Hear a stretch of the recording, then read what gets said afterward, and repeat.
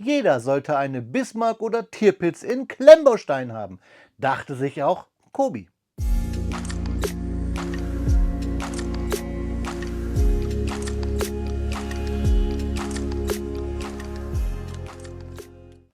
Willkommen in der Noppenklötzchenscheune. Mein Name ist Blockstar und ja, Freunde, sind wir mal ehrlich, im Klemmbaustein-Hobby ist doch Platz das große Thema, dachte sich auch Kobi. Kobi ist ja berühmt für seine Schiffsmodelle historischer Natur im Maßstab 1:300. Die Bismarck und die Tirpitz gibt es dort in verschiedenen Varianten und auch andere Schiffe wie die Enterprise, Akagi und. Da nicht jeder zu Hause so viel Platz hat und wohl die Britannic und Titanic im Maßstab 1:700 sehr gut angekommen sind, hat sich Kobi gedacht, hey, warum nicht die beiden berühmtesten Schlachtschiffe der Deutschen auch im Maßstab 1:700 anzubieten. Und deswegen gibt es in der Historical Collection im Maßstab 1:700 jetzt auch die Bismarck und die Tirpitz, die Sets 4853 und 4854. Wir schauen uns das heute mal an. Lohnt sich das? Wie groß sind diese Schiffe wirklich? Und leidet vielleicht der Detailgrad im Maßstab? Das alles, wenn wir die Anker gelichtet haben, gleich hier auf meinen Bautisch.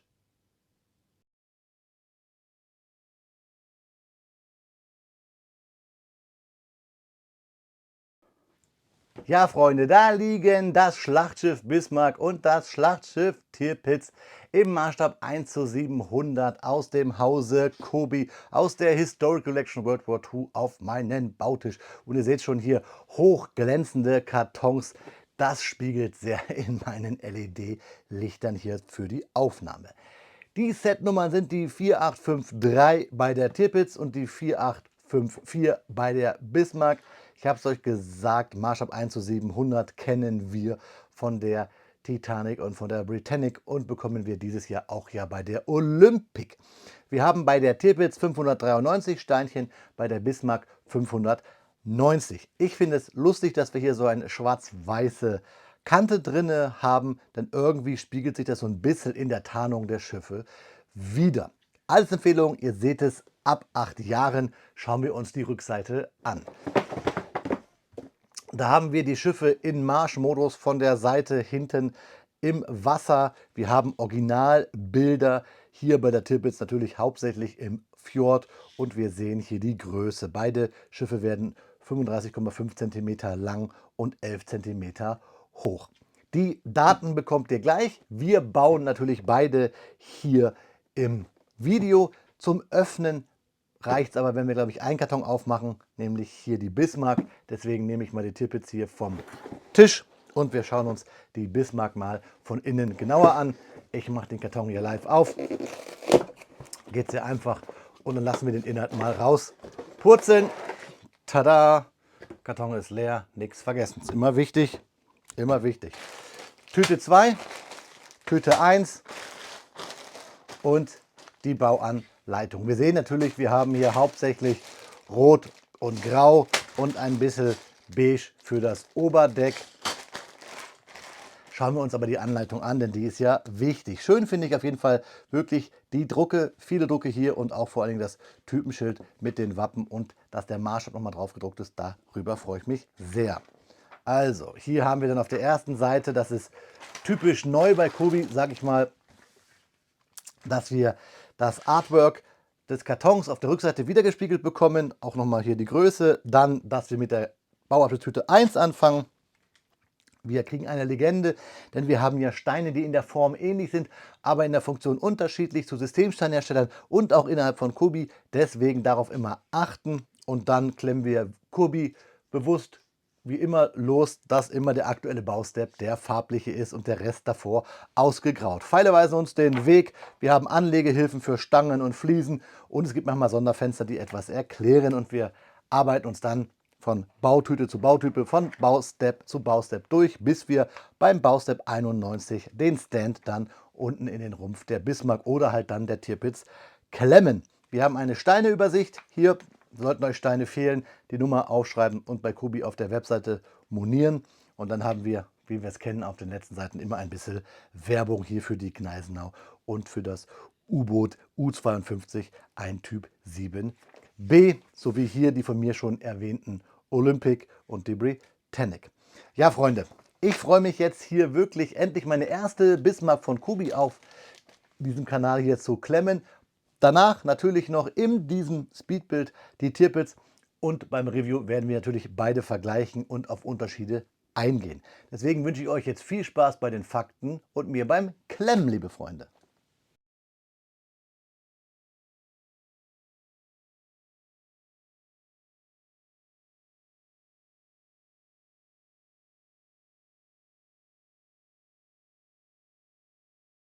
Speedbildzeit ist Faktenzeit und heute werfen wir einen Blick auf zwei der berühmtesten Schlachtschiffe des Zweiten Weltkriegs, namentlich die Bismarck und die Tirpitz, die einzigen beiden Einheiten der sogenannten Bismarck-Klasse. Die Bismarck-Klasse entstand in den 1930er Jahren im Zuge der deutschen Aufrüstung. Offiziell bewegte man sich noch im Rahmen internationaler Flottenabkommen, faktisch jedoch waren diese Schiffe deutlich größer als ursprünglich erlaubt. Mit einer Länge von rund 251 Metern, einer Breite von ca. 36 Metern und einer maximalen Verdrängung von über 50.000 Tonnen gehörten sie zu den größten Schlachtschiffen Europas. Angetrieben von 3 Dampfturbineneinsätzen mit etwa 150.000 PS erreichten sie Geschwindigkeiten von bis zu 30 Knoten. Für ihre Größe relativ beeindruckend. Das Herzstück bildeten 8 38 cm Geschütze in 4 Zwillingstürmen. Diese konnten über 800 Kilogramm schwere Granaten mehr als 35 Kilometer weit verschießen. Hinzu kamen 15 cm Mittelartillerie und eine umfangreiche Flugabwehr. Die Panzerung war massiv. Ein bis zu 320 mm starker Gürtelpanzer schützte die Wasserlinie. Die Geschütztürme waren noch stärker gepanzert. Konstruktion und Seeverhalten galten als ausgezeichnet, insbesondere für den rauen Nordatlantik. Die Bismarck wurde im August 1940 im Dienst gestellt und absolvierte nur einen einzigen Kampfeinsatz. Im Mai 1941 lief sie gemeinsam mit dem schweren Kreuzer Prinz Eugen in den Atlantik aus, um alliierte Geleitzüge anzugreifen. Am 24. Mai 1941 kam es in der Dänemarkstraße zum Gefecht mit dem britischen Schlachtkreuzer HMS Hood und dem Schlachtschiff HMS Prince of Wales. Ein Volltreffer der Bismarck ließ die Hood explodieren. Das britische Flaggschiff sank innerhalb weniger Minuten. Dieses Ereignis war ein Schock für Großbritannien und führte zu einer sofortigen, kompromisslosen Verfolgung. Winston Churchill rief aus: "Sink the Bismarck!" Nur wenige Tage später, am 27. Mai 1941, wurde die Bismarck nach Torpedotreffern und massiven Artilleriebeschuss manöverunfähig geschossen und schließlich versenkt. Von über 2200 Besatzungsmitgliedern überlebten nur gut 100 Menschen. Ihr Einsatz dauerte kaum eine Woche, doch ihr Untergang machte sie zu einer der bekanntesten Einheiten der Marinegeschichte. Das Schwesterschiff, die Tirpitz, benannt nach Großadmiral Alfred von Tirpitz, wurde im Februar 1941 in den Dienst gestellt. Anders als ihre Schwester nahm sie nie an einem vergleichbaren Artillerieduell teil. Stattdessen operierte sie überwiegend in norwegischen Fjorden. Dort stellte sie eine permanente Bedrohung für alliierte Nordmeer-Geleitzüge dar, insbesondere für Konvois Richtung Murmansk. Ihre bloße Existenz zwang die Royal Navy, starke Kräfte in Bereitschaft zu halten. Schlachtschiffe, Flugzeuge, Träger, U-Boote und Bomber standen ständig bereit, um sie im Ernstfall abzufangen. Die Briten starteten zahlreiche Angriffe auf die Tirpitz, darunter Einsätze mit Kleinst-U-Booten und schwere Luftangriffe. Erst am 12. November 1944 gelang es britischen Lancaster-Bombern, sie mit sogenannten Tallboy-Bomben bei Tromsø entscheidend zu treffen. Die Tirpitz kenterte und sank, wobei rund 900 Seeleute ums Leben kamen. Obwohl beide Schiffe technisch nahezu identisch waren, verlief ihr Schicksal sehr unterschiedlich. Die Bismarck steht für das offensive Durchbruchsunternehmen und ein spektakuläres Seegefecht. Die Tirpitz für das strategische Prinzip des Fleet in Being, eine Flotte, die alleine durch ihre Existenz gegnerische Kräfte bindet. Gleichzeitig zeigen beide Schiffe den Wandel der Seekriegsführung im Zweiten Weltkrieg. Während Schlachtschiffe jahrzehntelang als ultimative Machtinstrumente galten, bewiesen die Ereignisse zwischen 1941 und 1944, dass Luftmacht und U-Boote zunehmend dominierend wurden. Selbst die stärkste Panzerung half wenig gegen präzisive Luftangriffe. Die Bismarck-Klasse war zweifellos ein technisches Meisterwerk ihrer Zeit. Massiv, schnell und schwer bewaffnet. Doch sie markierte auch mit das Ende einer Ära. Die letzten großen europäischen Schlachtschiffe, gebaut in der Tradition des klassischen Artillerieduells auf hoher See. Und genau deshalb faszinieren Bismarck und Tirpitz bis heute. Nicht nur als Modelle wie hier aus Kobi-Steinen, sondern als Symbole einer ganzen Epoche der Marinegeschichte und ihren Wandel in der Taktik und Nutzung. Ja, Freunde, bis hierhin die Fakten zu den beiden Schiffen der Deutschlandklasse. Schauen wir uns jetzt die beiden Schiffe in Maßstab 1:700 von Kobi genauer an. Freunde, viel Spaß beim jetzt eigentlichen Klemmbaustein-Review.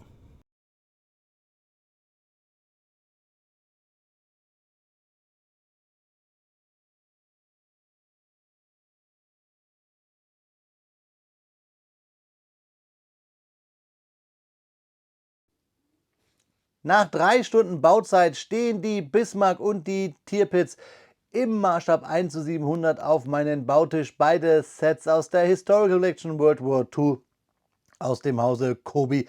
1:700 ist das Stichwort. Ich habe für die Tirpitz 1 Stunde und 40 Minuten gebraucht, für die Bismarck 1 Stunde und 20. Ich denke mal einfach, dass ich dann bei der Bismarck etwas mehr Übung hatte und somit der Bau etwas schneller ging. Altersempfehlung 8 Jahre plus, kann ich so unterschreiben. Wir haben 3 Steine offiziell Unterschied zwischen Bismarck und Tirpitz.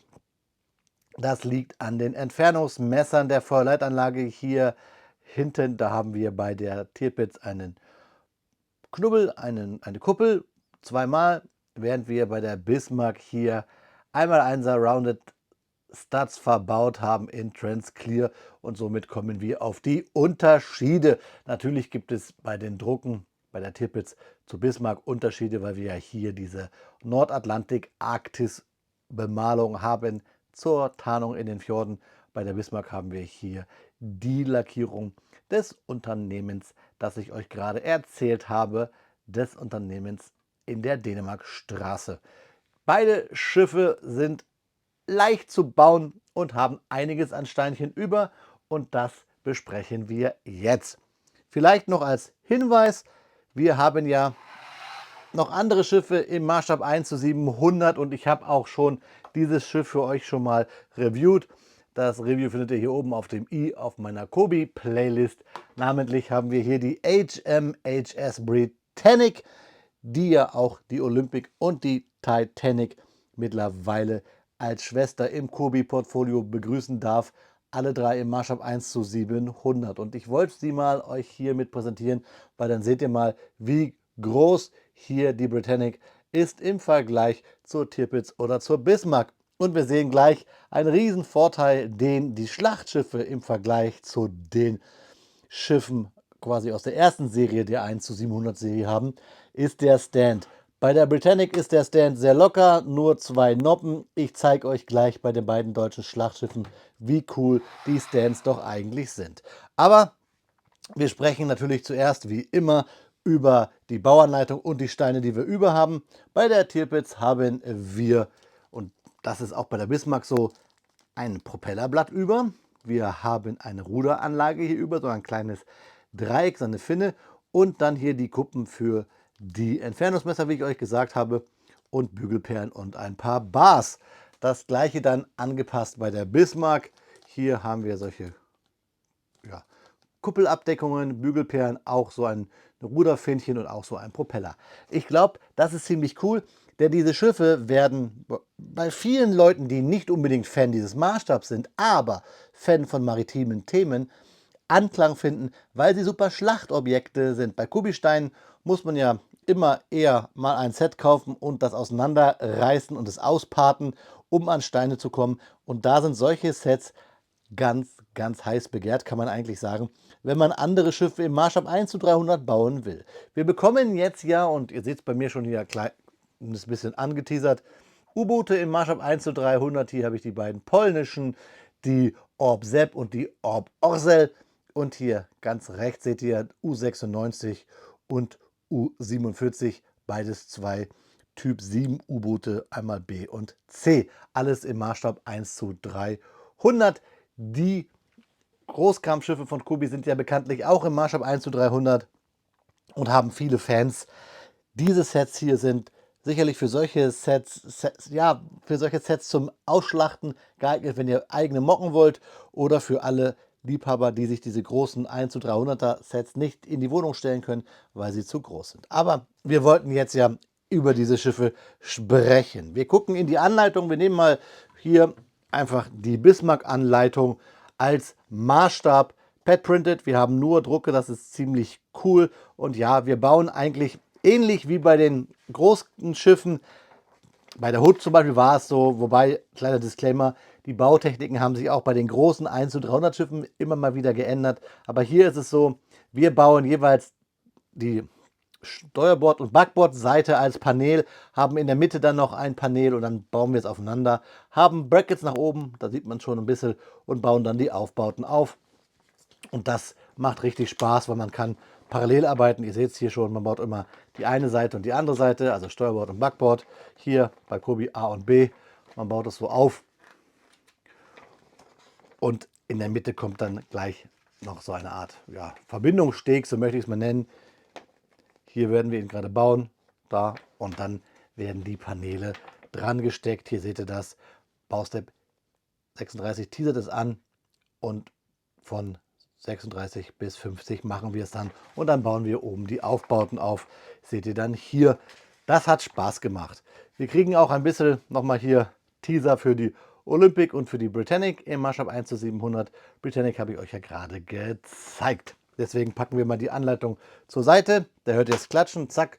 Und auch diese hier nehmen wir mal zur Seite und während ich jetzt ziehe, zack, boing, geht die Ruderanlage ab, aber ist ganz gut. Dann fangen wir doch mal mit der Tirpitz an. Die Tirpitz ist auch von den Farben her, wenn ich das mal sagen darf, etwas schöner. Und wir packen hier nicht die Ruderanlage, wir packen natürlich den Propeller hinten wieder dran. Da geht es rein. Zack. So, alles wieder perfekt. Ja, perfekt ist auch, finde ich, hier der Stand geworden. Der gefällt mir richtig gut. Wir haben einen tollen Druck, Tirpitz Scale 1:700. Das Schöne ist, wir haben hier so eine Art Zapfenkonstruktion, nicht wirklich Noppen. Wir gehen mit diesen Kegeln in diese 1x2 Plates holen Steine rein und zapfen das Schiff so auf. Wir können das Schiff auch gut so auf die Wasserlinie legen. Ein bisschen natürlich stößt dann hier an der Ruderanlage beziehungsweise eher am Propeller hoch, aber das geht auch. Ganz cool ist halt hier die Bauweise, Snot on Top. Wir bauen alles quer, haben dann Brackets nach oben und bauen dann die Kegel hier drauf, die so einen Bügelperlenapplikator drin haben. Es kommt hier eine Kuppe drauf und hier auch eine Kegelkappe und fertig haben wir unseren Stand. Boing, da geht mir das Ruder schon wieder ab, wie ich euch gesagt habe. Das liegt ein bisschen vor, da muss man aufpassen. Aber hey, so seht ihr auch immer mal wieder ein bisschen in meinen Videos, dass ich hier auch was anklemme und nicht nur im Speedbild. Was ich ein bisschen schade finde, ist, dass natürlich in diesem Maßstab ein bisschen die Rundungen verloren gehen. Die Formen gehen ein bisschen verloren. Es wirkt etwas grobschlächtiger, etwas klotziger. Aber was mir gefällt, ist, dass wir wieder ein bisschen Noppen sehen. Denn ich finde es ganz gut, dass man sieht, dass es Klemmbausteine sind. Hier sehen wir die Kuppeln, die ich euch gesagt habe. Wir haben einige Drucke hier bei der Radaranlage bzw. generell Feuerleitstände bzw. Entfernungsmesser. Hier auf diesen dünnen Transclear Plates finde ich es ganz gut, diese Gitteranlagen gedruckt haben wir hier auch. Wir haben hier farblich Unterschiede bei den Aufbauten. Hier ist das nicht richtig zugedrückt, so klack hat es gemacht. Hier diese schöne Tarnung, die gebaut ist. Farblich meine ich bei den Aufbauten im Vergleich zur Bismarck. Die Tirpitz hat ja logischerweise andere Tarnanstriche bekommen, ich habe es euch gesagt. Und auch eigentlich andere Bewaffnung, deswegen auch hier die Feuerleitung bzw. Entfernungsmesser anders gebaut, denn die Tirpitz wurde ja permanent flaktechnisch und auch elokampftechnisch nachgerüstet, ist ja auch viel, viel länger in Anführungszeichen im Einsatz gewesen. Ja, ihr seht, da, was ich gesagt habe, die Bauweise, hier haben wir ein Panel, da haben wir ein Panel und dann wird es an der Mitte zusammengedrückt. Hier haben wir die Ruderanlage, ziemlich klein, und die Antriebswellen und die Propeller, hinten das Heck. Wir sehen schön diese Aufbauten, schön gemacht von oben, das gefällt mir richtig gut.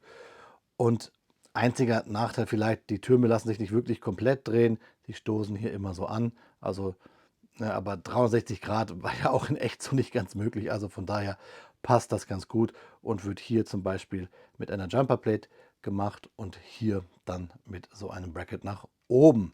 Die Tirpitz gefällt mir auch hier, muss ich sagen, von diesen beiden Schiffen mit am besten. Vielleicht auch wegen diesen Kuppeln. So, aber trotzdem wollen wir uns die Bismarck anschauen. Die gehört hier dazu. Klassiker, Kobi-Klassiker kann man sagen, und deswegen war es auch klar, dass Kobi die Bismarck so auf den Markt bringt. Ich denke mal, Scharn, Horst und Gneisenau und wie soll heißen, werden bei Kobi auch noch im Maßstab 1:700 folgen. Wir haben hier diese typische Bismarck-Lackierung. Wir haben halt hier mehr Grau. Hier wären die Katapulte für die Flugzeuge. Hier die Sekundärbewaffnung, die großen Geschütze. Auch hier haben wir diese Transclear 1x1er dünnen Fliesen, die Kobi eigentlich ja so besonders macht, auch unter anderem in ihren Bausteinen. Wir haben, jetzt kommen wir wieder zurück zum Thema mit den Schlachtereien für andere Sets, hier viele Rettungsboote und diese Transclear-Kuppeln für die Feuerleitsteuerung bzw. die Abstandserkennung. Und die beiden Hauptgeschütze und hinten dann halt hier das graue Heck und das gleiche natürlich auch hier mit der Anlage für die Steuerung bzw. für den Antrieb. Sieht cool aus, man kann sofort erkennen, finde ich, dass die Bismarck ist, was natürlich an den Drucken liegt. Bauspaß habe ich gehabt, habe ich euch erzählt. Ich denke mal, wenn man ein bisschen Zeit hat, sich Zeit lässt und nicht so wie ich, ja, so ein erfahrener Kobi-Bauer ist, der vielleicht den ein oder anderen Baustep schon erahnt und dann runterklemmt und ja, darauf bedacht ist beim Bau schon, was erzähle ich im Review, der kann hier locker 2 Stunden Bauspaß mit diesen Schiffen haben. Und ihr seht, vergleichen wir es nochmal ganz kurz hier so, eine Armlänge, ein Unterarm, ein halber Unterarm, halber Unterarm ist so ein Schiff lang. Ihr habt die Infokarten bei mir gesehen, wie groß sie sind.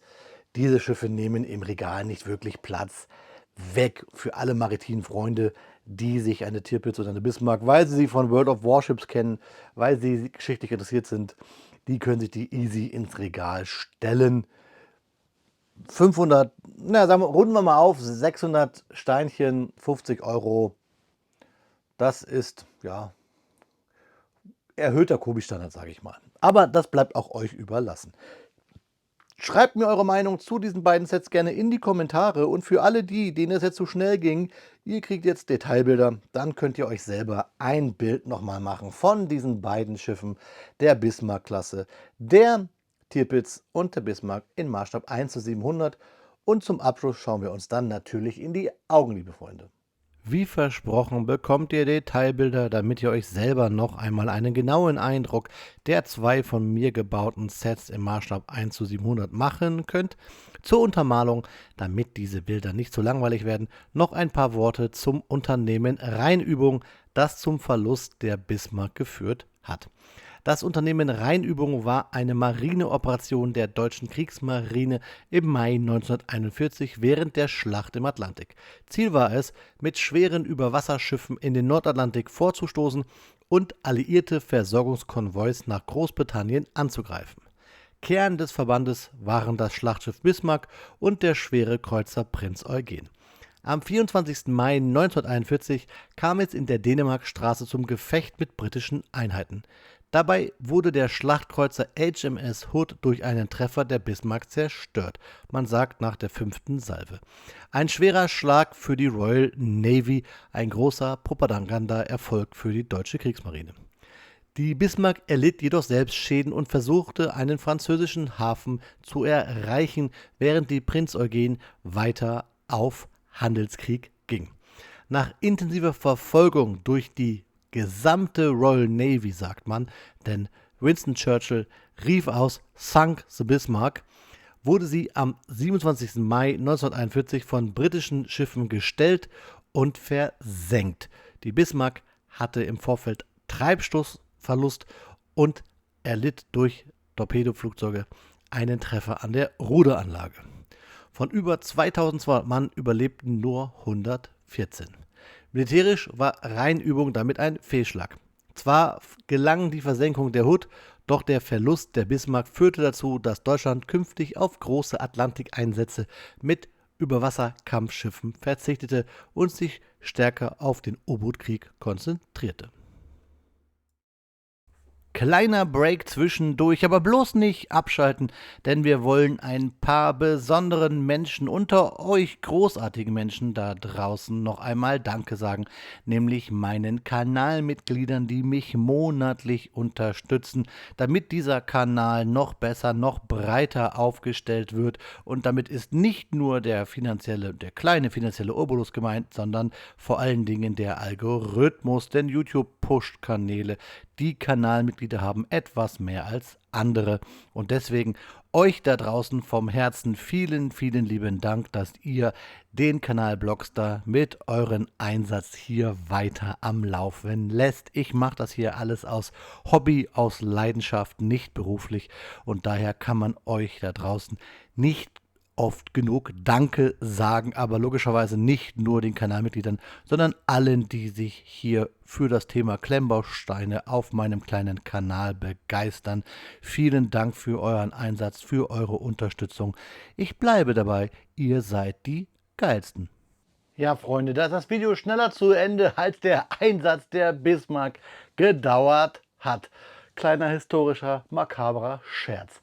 Ich finde ganz cool, dass Kobi an die Leute denkt, die nicht so viel Platz haben. Ich finde es cool, dass Kobi an die Leute denkt, die sagen, wir brauchen mehr von euren besonderen Slopes, damit wir unsere Schiffe in Maßstab 1 zu 300 mocken können.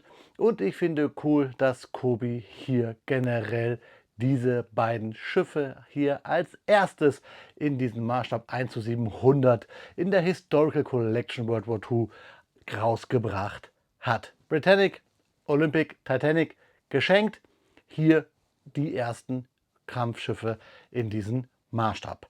Ich denke, es werden noch mehr folgen. Es gibt eine ganze Menge und Kobi muss ja eigentlich nur seine eigenen Sets hier quasi verwurschteln in diesem neuen Maßstab. Und dann werden sicherlich auch die Liebhaber dieses Maßstabes ganz glücklich. Freunde, seid ihr Liebhaber des neuen 1 zu 700 Maßstabs für Kampfschiffe? Schreibt es mir gerne unten in die Kommentare. Lasst es mich wissen, was haltet ihr von diesen relativ neuen Ergüssen aus dem Hause Kobi. Und dann verbleibe ich bei Schiffen wie immer. Eine gute Fahrt, immer eine Handbreit Wasser unter dem Kiel. Am besten wäre eigentlich eine Handbreit Klemmbaustein in unserem Sinne. Auf Wiederbauen, euer Freund, der Blockstar.